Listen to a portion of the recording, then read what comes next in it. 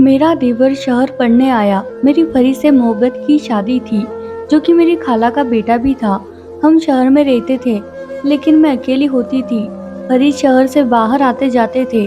फरीद ने कहा कि तुम दिन भर घर में अकेली रहती हो और साहिल को पढ़ाई के लिए अच्छे कॉलेज की जरूरत है, इसलिए अब वो तुम्हारे पास ही रहकर अपनी आगे की पढ़ाई पूरी करेगा। मेरी खाला का बेटा, मतलब मेरा देवर, मेरा बहुत ख्याल रखता था। बाजार से कुछ भी लाना होता तो वो ला देता। फिर मैं एक दिन बीमार हो गई और फिर मेरा देवर कहता कि आप अब आराम करना। रात को वो मुझे दूध के साथ दवा खिलाकर चला जाता। जब सुबह उठती तो मुझे बहुत सुकून होता। एक दिन मेरे पेट में बहुत दर्द हो रहा था। डॉक्टर के पास गई। डॉक्टर ने कहा कि तुम गर्भवती हो। मेरी तो जान निकल गई और आसमान मेरे सर पर आ गिरा। मैं आश्चर्य होकर डॉक्टर की शक्ल देख रही थी, जो मुझ पर ऐसा धमाका कर चुकी थी कि मेरे सोचने और समझने की क्षमता खत्म हो चुकी थी। मुझे लग रहा था कि मुझ पर आसमान ही आ गिरा हो। ऐसा कैसे मुमकिन था? मैं मान ही नहीं सकती थी। मैंने डॉक्टर साहिबा से कहा कि आपको जरूर कोई गलतफहमी हुई है, मुझे सिर्फ पेट दर्द की शिकायत है। वो मुझे देखकर मुस्कुराने लगी। उसने मेरे सामने मेरी रिपोर्ट रख दी। कहने लगी कि 3 साल से तो आप मुझसे इस चीज का ट्रीटमेंट करवा रही है। अब आपको अल्लाह ने खुशखबरी दी है, तो आपको शुक्र करना चाहिए। बेयकीनी से काम नहीं लेना चाहिए। मैं अपनी रिपोर्ट देकर बदहवास हो गई थी। मुझे नहीं मालूम था कि मेरी जिंदगी में ऐसा भयानक मोड़ आ जाएगा। मैं तो सुनकर ही चकरा सी गई थी। मेरी शादी को 4 साल हो चुके थे। मेरे पति की नौकरी ऐसी थी, उनको बाहर आना जाना पड़ता था। घर पर बहुत कमी से रहते थे। मुझे अकेले रहने में घुटन सी होती थी। इसीलिए मेरी ख्वाहिश थी कि उस दौरान मैं उम्मीद से हो जाऊं, ताकि मेरा दिल बच्चे में लग जाए। लेकिन हर बार मुझे मायूसी का मुंह देखना पड़ता था। लेकिन अभी तो वो कुछ महीनों के लिए परदेश गए हुए थे। मैंने डॉक्टर से कुछ ना कहा, अपनी रिपोर्ट पकड़ी और मरे मरे कदमों से बाहर आ गई। मेरा दिमाग उस वक्त बिल्कुल काम करना बंद कर दिया था। ये कैसे हो सकता है? मैं और माँ, मेरे घर से क्लिनिक का रास्ता बस एक गली की दूरी का था, लेकिन मुझे अपने कदम इतने भारी लग रहे थे, जैसे मेरे कंधों पर कोई बहुत भारी बोझ डाला हुआ हो। हम दो ही व्यक्ति थे, घर में दूसरा तो कोई था नहीं। एक मैं और दूसरा साहिल। मेरा दिमाग मुकम्मल तौर पर सोचने से कमजोर हो चुका था। क्या सोचती, कैसे सोचती? साहिल मेरा देवर, मेरी खाला का बेटा, मेरी सगी खाला का बेटा। मैं अपनी इन्हीं सोचों में गुम थी कि सामने अपने घर का गेट देखकर मेरे कदम वहीं रुक गए थे। मुझे लगा था कि मैं क्लिनिक से यहाँ तक अपने बेजान वजूद को किसी लाश की तरह घसीट कर लेकर आई हूँ। मेरे गले में इस कदर गिरे पड़ी थी कि मुझे सांस लेने में भी घुटन महसूस होने लगी थी। मैंने डोरबेल बजाई। साहिल ने ही दरवाजा खोला। मैं घर के अंदर दाखिल हुई। मुझे देखकर वो मुस्कुराने लगा। मेरे घर के अंदर दाखिल होते ही वो कहने लगा, भाभी, आज आपने इतनी देर कर दी। मैंने पहले तो आपका खाने पर बहुत इंतजार किया, लेकिन फिर मुझसे भूख बर्दाश्त नहीं हुई, इसलिए मैं तो खाना खा चुका हूँ। आपके लिए खाना लगा दूँ? वो मुझसे बातें करता था। मेरा देवर, जो कि पढ़ने के सिलसिले में यहाँ शहर आ गया था और पिछले कई माह से यहाँ मेरे पास रह रहा था। मेरे पति तो बहुत खुश थे, उन्हें मेरी फिक्र नहीं थी। भाभी कहाँ खो गई? साहिल की बात पर मैं चौंक सी गई। मैंने कहा, कुछ नहीं, मुझे भूख नहीं है, सर में दर्द है, मैं अपने कमरे में जा रही हूँ। मैं साहिल से यह कहकर अपने कमरे में चली गई, अपनी रिपोर्ट दराज में रखी और अपना बेजान वजूद लिए बेड पर बैठ गई। मेरी सोच खत्म हो चुकी थी। साहिल मेरा देवर था, मेरी खाला का बेटा। उसके बारे में ऐसा सोच भी नहीं सकती थी। मेरा ससुराल काफी मजहबी था। 5 वक्त नमाज पाबंदी से पढ़ी जाती थी और साहिल भी नमाज मस्जिद में जाकर ही अदा करता था। ना मुझे अपनी खाला की तबीयत पर शक था, ना ही साहिल के किरदार पर शक कर सकती थी। लेकिन जो रिपोर्ट मेरे हाथ में थी, मेरा सारा शक साहिल पर जा रहा था, क्योंकि मेरे और साहिल के अलावा घर में कोई तीसरा आदमी नहीं था जिस पर मुझे शक होता। मैं अपना सिर दोनों हाथों में लेकर बैठ गई। मुझे याद आने लगा कि पिछले कई दिन से साहिल मुझे दूध के साथ दवा देता है, जिसे खाकर मैं गहरी नींद सो जाती हूँ और सुबह जब मैं उठती हूँ तो बहुत खुश होती हूँ। क्या साहिल मुझे नींद की दवा देता है और मेरे सोने के बाद कुछ करता है? टिप टिप आंसू मेरी आंखों से गिरने लगे। मेरे गले में आंसुओं का गोला था, जिसकी वजह से मेरे अंदर घुटन सी बढ़ती जा रही थी। क्या सगे रिश्ते इतने नापायदार हो चुके हैं कि बस के आगे कुछ भी नजर नहीं आता? मैं उसकी भाभी हूँ, ऐसे कैसे वो मेरे बारे में ऐसे सोच सकता है। मैं बहुत रो रही थी। इसका अंदाजा शायद कोई लगा ही नहीं सकता था जो मैं सह रही थी। एक नाकाबिले बर्दाश्त सी हालत थी। मैं इन्हीं सोचों में गुम थी। तभी साहिल मेरे दरवाजे पर दस्तक देकर अंदर आ गया। अब भी उसके हाथ में दूध का गिलास और मेडिसिन थी। वो बड़े नॉर्मल अंदाज में मेरे सामने बैठ गया, लेकिन उसके बेड पर बैठते ही मैं खौफ से पीछे हट गई, जिसे ना जाने वो क्या कर देगा। और ये जाहिर सी बात थी, जो कुछ भी डॉक्टर से सुनकर आ रही थी, मेरी जगह कोई भी उस वक्त होता तो ऐसे ही खौफ खाता। मैं अकेली उस वक्त साहिल के साथ उस घर में मौजूद थी। वो मुझे यूं डरा हुआ देखकर हैरान हो गया। क्या बात है भाभी, इतना घबरा क्यों रही है? सब खैर तो है ना? ये दूध पीजिए और आराम कीजिए। साहिल ने मेरी तरफ गिलास बढ़ाया। मैंने गिलास उसके हाथ से लेकर साइड पर रख दिया और सख्त लहजे में उससे कहा, जाओ यहाँ से, मुझे नींद आ रही है। क्योंकि मैं जानती थी अब वो मेरे पास बैठकर अपने कॉलेज के किस्से सुनाएगा, और जब तक मेरी आंखें नींद से चूर न हो जाएगी वो उठकर बाहर नहीं जाएगा। मेरे सख्त लहजे पर वो घबरा सा गया, कुछ हैरान भी था। क्या बात है भाभी, आपकी तबीयत तो ठीक है? शायद मेरे रूखे लहजे से वो परेशान हुआ था। मुझे उस पर और भी गुस्सा आने लगा। कैसे कैसे ड्रामे वो मेरे सामने रचा रहा था, जैसे बहुत ही मासूम हो, अनजान हो, बहुत नेक हो। पहले तो मेरा जी चाहा कि एक जोर से थप्पड़ उसके मुंह पर मार दूं और फिर अपनी रिपोर्ट उसके सामने दे मारूं। देखो तुम्हारी शराफत का सबूत, और उसको धक्के देकर बाहर निकाल दूं। लेकिन मैं चाहती थी कि उसको रंगे हाथों पकड़ूं, वरना वो मुकर जाएगा। मैंने कहा, मेरे सर में दर्द है, मुझे बिल्कुल जगाने के लिए मत आना, मैं सोना चाहती हूँ। मेरे उखड़े लहजे के सामने वो चुप सा था और उठकर कमरे से दरवाजे तक चला गया और कहने लगा, आप आराम करें और हाँ, दूध पी लीजिएगा। खाना भी नहीं खाया हुआ आपने। मुझे दोबारा से दूध पीने को कह के वो कमरे से बाहर चला गया। मैं वही तो जानना चाहती थी कि दूध और दवा खिलाकर ये कौन सा घिनौना खेल मेरे साथ खेलता है। मैंने वो दूध का गिलास लिया और खिड़की से बाहर फेंक दिया, जो बाहर गली की तरफ खुलती थी, और मेडिसिन भी दराज में रखकर लाइट बंद करके कमरे में सो गई। अब मुझे उस वक्त का इंतजार था जब साहिल मेरे कमरे में आता। 1 घंटा गुजर चुका था, लेकिन मेरे कमरे में कोई नहीं आया था। उसका इंतजार कर करके तंग आ चुकी थी और मुझे नींद भी आने लगी थी। इसीलिए सोचा कि खुद ही देख आऊं कि वो क्या कर रहा है। मैं उठ के अपने कमरे से बाहर निकली तो आंगन भी खाली सा था। सामने का कमरा साहिल का था। मैंने धीरे से जब उसके कमरे का दरवाजा खोला तो मेरे होश ही उड़ गए।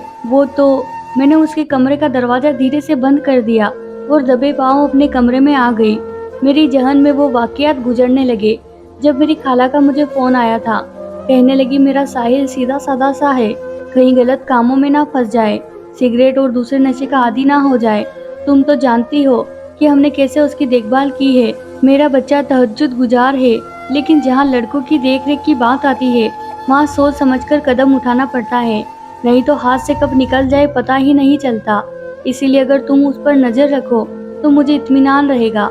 उस वक्त तो मैंने अपनी सास को बड़ी ही फराक दिली दिखाते हुए हामी भर ली थी कि साहिल मेरा देवर ही नहीं, छोटा भाई भी है। मेरा सिर दर्द से फटने लगा। मेरा देवर उस वक्त अपने कमरे में बैठा सिगरेट पी रहा था। मेरी तरफ उसकी पीठ थी, इसीलिए वो इस बात से अनजान था कि मैं उसे सिगरेट पीते देख चुकी थी। मेरी सास को इन सब बातों का पता चलता और अगर वह सच जानती कि साहिल मेरे साथ क्या किया है, शायद सुनते ही मर जाती। लेकिन मैं सोच सकती थी कि साहिल को सुबह ही कह दूंगी कि वो अपने रहने का इंतजाम कहीं और कर ले। अगर मेरी सास मुझसे कुछ कहेगी तो मैं उनको सब सच बता दूंगी। मेरी भी कोई इज्जत है, मैं उसे अपने घर पर नहीं रख सकती। मैंने अपना कमरा लॉक किया और सो गई। सुबह मेरा दरवाजा बड़ी जोर से धड़धड़ाया गया। मैं उठी और दरवाजा खोला। जब मैंने दरवाजा खोला, सामने देखा साहिल मुझे बहुत गुस्से से देख रहा था। दरवाजा क्यों लॉक किया आपने भाभी? उसका मुझ पर रौब जमाकर पूछना तो मुझे दबा के रख दिया। वो होता कौन था मुझे से इस लहजे में बात करने वाला? उसे शायद तकलीफ इस बात की हो रही थी कि उसका रास्ता मैंने बंद कर दिया था, जो वो गुनाह मेरे साथ कर रहा था। शायद उसकी तलब न पूरी होने की वजह से वो यूं उकड़ कर मुझसे बात कर रहा था। मैंने कहा कि तुम होते कौन हो मुझसे ये पूछने वाले? मेरी भी बुलंद आवाज को सुनकर वो कुछ हैरान हुआ, फिर नरम लहजे में बोला, भाभी, रात को आपकी तबीयत ठीक नहीं थी, मुझे आपकी फिक्र थी। मैं कब से दरवाजे पर दस्तक दे रहा था, लेकिन जब आपने जवाब नहीं दिया तो परेशान हो गया कि कहीं आप बेहोश ना हो गई हो। इसीलिए मैंने दरवाज़ा खोलना चाहा तो वो लॉक था, इसीलिए मैं परेशान हो गया था। आप प्लीज़ दरवाज़ा लॉक मत किया करें। मुझे उसकी झूठी फ़िक्रमंदी और दिखावे की परेशानी देखकर बहुत गुस्सा आया। मैंने कहा कि मेरी फ़िक्र करने की तुम्हें कोई ज़रूरत नहीं है, मैंने तीखे लहजे में कहा और अपने कमरे से बाहर निकल गई। अपने लिए नाश्ता बनाया और करके अपने पड़ोसन में अपनी एक सहेली के घर चली गई। मेरे पड़ोस में भी एक मेरी उम्र की लड़की रहती थी, शादीशुदा बच्चों वाली थी। जब भी मेरे पति बाहर जाते, वो औरत बहुत ख्याल रखती थी। मेरी उससे दोस्ती भी बहुत थी। उसके शौहर भी मुझे छोटी बहन जैसे समझते थे। जब भी बाजार से कुछ लेने जाते तो मुझसे पूछते कि बहन कुछ मंगवाना हो तो बिना तकलीफ के बता दिया करो। मैं अक्सर ही उनसे सामान मंगवा लिया करती थी। लेकिन जब से साहिल आया था, मैं हर काम साहिल से ही कहती थी। उस वक्त तो मुझे अपने पड़ोसन रुकैया से यही काम था कि मुझे अपना अबॉर्शन करवाना था। मेरे पति 2 माह बाद आने वाले थे। मेरे पास इस गुनाह को खत्म करने के अलावा कोई दूसरा रास्ता नहीं था। लेकिन मुझे ये नहीं समझ आ रही थी कि रुकैया से कहूँगी क्या, ना जाने वो मेरे बारे में क्या सोचेगी। लेकिन मुझे किसी न किसी औरत की तो ज़रूरत थी ही, वो भी बिना सच बताए। मुझे यह कदम उठाना ही था, क्योंकि अगर सास को मैं सच बताती तो वह सह ना सकती। अगर शौहर से सब कुछ कहती तो वो मुझे कभी अपनी पत्नी न मानता, मेरा घर बर्बाद होकर रह जाता। मैं ऐसी कश्मकश का शिकार थी कि मैं ही जानती थी। मैंने रुकैया से कहा कि मेरे पेट में बच्चा है, मुझे उसका अबॉर्शन करवाना है, इसीलिए वो मेरे साथ डॉक्टर के पास चले। वो मेरी बात मान गई। मैं अपने डॉक्टर के पास नहीं गई थी, जिसे कई सालों से इलाज करवा रही थी, बल्कि एक नई लेडी डॉक्टर के पास गई और उससे कहा कि वो मेरा एक काम आराम से कर दे तो मैं उसे ठीक ठाक पैसे दे दूंगी। वो लेडी डॉक्टर मान गई, लेकिन उसी रात मेरे साथ कुछ ऐसा हुआ कि मेरी रूह कांप गई।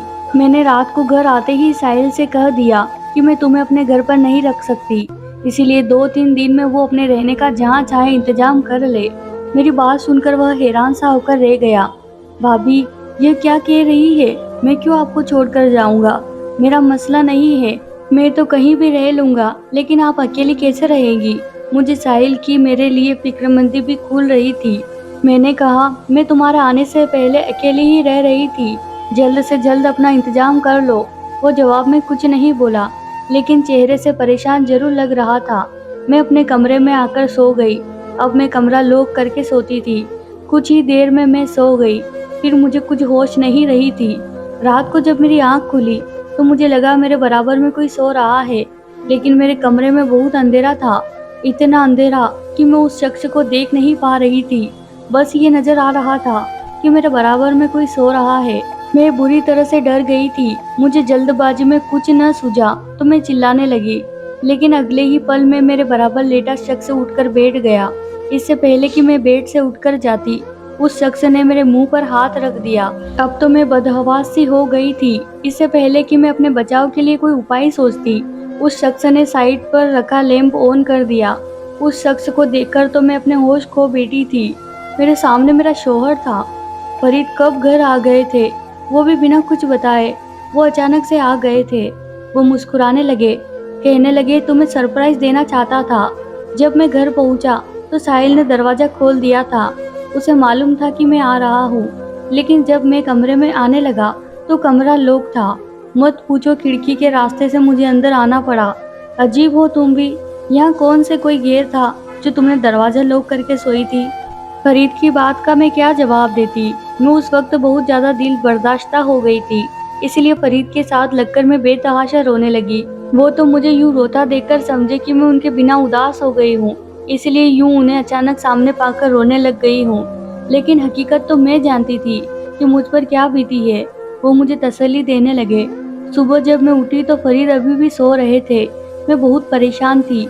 आज मुझे डॉक्टर के पास अबॉर्शन करवाने जाना था, लेकिन फरीद की मौजूदगी में मुमकिन नहीं था। अब मैं यह सोचकर परेशान थी कि फरीद से क्या बहाना बनाऊंगी, कैसे बात छुपाऊंगी। मैं परेशान सी बाहर लाउंज में बैठी थी, तभी साहिल किचन से निकला। वो अपने लिए नाश्ता बना के टेबल पर रख रहा था और मुझको देखकर मुस्कुराकर कहने लगा, भाभी कैसा लगा आपको भाई का सरप्राइज? मैंने उसे नफरत से देखा और कहा कि किस कदर ढीठ और ड्रामेबाज इंसान हो तुम। ऐसी मासूमियत से भरी अदाकारी कैसे कर लेते हो? शर्म नहीं आती तुम्हें? एक तरफ भाभी कहते हो और दूसरी तरफ। मैं यह सब सह सह कर थक चुकी हूँ, इसीलिए बिना लिहाज के मुंह पे जो भी आया उसे कहना शुरू कर दिया। और वो ऐसा ढीठ था कि अब भी मुझे हैरत से देख रहा था। कहने लगा, भाभी क्या कह रही है आप? मुझे आपकी बात बिल्कुल समझ नहीं आ रही। मैंने ऐसा भी क्या किया जो आप इस तरह से मुझसे बात कर रही है? साहिल की बात पर मैंने उसे ताज्जुब से देखा और अपने कमरे में चली गई। फरीद अभी भी सो रहे थे। दराज से अपनी रिपोर्ट निकाली और अपने कमरे से बाहर आ गई। साहिल अब टेबल के पास खड़ा था। मैंने वो रिपोर्ट उसके मुंह पर दे मारी, जो कि उसके चेहरे से टकराकर जमीन पर गिर गई, और कहा, ये पढ़ो। और अपना गंदा चेहरा लेकर फरीद के उठने से पहले पहले दफा हो जाओ मेरे घर से। मैंने गुस्से से दबे दबे लहजे में कहा, क्योंकि मैं नहीं चाहती थी कि फरीद को इस बात की भनक भी लगे। साहिल ने वो रिपोर्ट जमीन से उठाकर खोली। जैसे उसने पढ़ा तो उसके चेहरे की रंगत उड़ गई। चेहरे पर बदहवासी सी छा गई। इससे पहले कि वो कुछ बोलता, फरीद आंगन में आ गए थे। पता नहीं कैसे, लेकिन वो सीधा साहिल के पास गए और रिपोर्ट उसके हाथ से लेकर पढ़ने लगे। उन्हें देखकर तो मेरी जान ही मेरी तन से जुदा हो गई थी। मेरा घर बर्बाद हो जाएगा। फरीद तो मुझे तलाक ही दे देंगे। मैं बुरी तरह से चकरा कर गिर गई थी। तब मुझे होश आया तो मैं हॉस्पिटल में थी। मुझे ड्रिप लगी थी। फरीद बड़ी ही संजीदगी से मुझे देख रहे थे। मेरी तो रूह फना हो गई थी। साहिल भी वहीं खड़ा था। मैं फरीद को देखकर रोने लगी। मैंने कहा कि मेरा कोई कसूर नहीं है फरीद। साहिल मुझे नींद की मेडिसिन देता था। मुझे कुछ पता नहीं है। खुदा के लिए मुझे तलाक मत दीजिए। मैं आपसे बहुत मोहब्बत करती हूँ। आपके बगैर नहीं जी पाऊंगी। मैं बिस्तर पर लेटे लेटे हाथ जोड़े फरीद से माफी मांग रही थी। वो मेरे पास आए, मेरे जुड़े हुए हाथों को अपने हाथों में लिया और कहने लगे, तुम परेशान मत हो, मैं तुम्हें नहीं छोड़ूंगा। मैंने तुम्हारे सारे टेस्ट नए सिरे से करवाए हैं। तुम प्रेग्नेंट नहीं हो। शायद किसी और की रिपोर्ट तुम्हारी रिपोर्ट से बदल गई थी। ना तुम गुनहगार हो, ना ही मेरा भाई। साहिल ने ऐसा कुछ नहीं किया है। तुम उसके किरदार पर शक मत करो। बस एक अलग रिपोर्ट के अदल बदल है। ये सब गलत फहमी है। साहिल की तरफ जब मेरी नजर पड़ी तो वो रो रहा था, बिना आवाज के आंसू बहा रहा था। मुझे देखकर मेरे पास आ गया। कहने लगा, भाभी आपने सोच भी कैसे लिया कि मैं ऐसा कर सकता हूँ? मैंने अपनी माँ में और आप में कभी कोई फर्क नहीं देखा। मैंने तो कभी किसी गैर लड़की को नजर उठाकर नहीं देखा। तो आप मेरी माँ की जगह है। मैंने कहा कि मैंने तुम्हें नशे की सिगरेट पीते देखा था। वो कहने लगा, मैं नशे की सिगरेट हरगिज नहीं पीता। हाँ, कभी कभार सिगरेट जरूर अपना कमरा बंद करके पी लेता हूँ। आपका ख्याल इसीलिए रखता था कि आप मेरी भाभी हो। भाई घर पर नहीं रहते थे और आप अकेले खुद का ख्याल नहीं रखती थी ठीक से। आप मेरी माँ की जगह थी। इसीलिए जैसे मैं अपनी मम्मी के लिए खाने पीने और दवा का ख्याल रखता था, आपका भी रखने लगा। मुझे पता होता कि आपको मेरी वजह से तकलीफ होती थी तो मैं कभी यहाँ आता ही नहीं।